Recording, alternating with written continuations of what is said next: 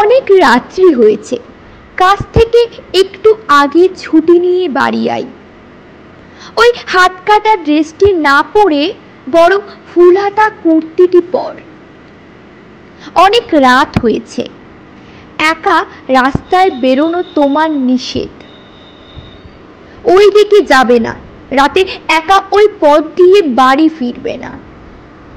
যেই মা মেয়েটির প্রাণ ভয়ে দিয়েছিল কত উপদেশ, সেই মেয়েটি ফুলহাতা কুর্তি গায়েও ধর্ষিত হয়েছে এই সমাজে।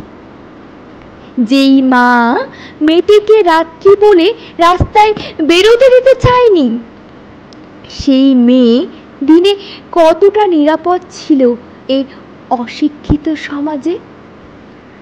কত কুলাঙ্গার হিংস্র পশু তাদেরও কি ছেড়েছে, নাকি লুটে পুটে খেয়েছে? সেই গল্পটি আমাদের কারোর অজানা নয়। গল্পটি শুধু একটি মেয়ের না, গল্পটি কত হাজার হাজার মেয়ের, যে নিজের প্রাণ হারিয়েছে এই হিংস্র পশুদের কাছে। এইভাবে কি চলতে থাকবে আমাদের সমাজ? কোথাও কি সুরক্ষিত থাকবে না মেয়েরা?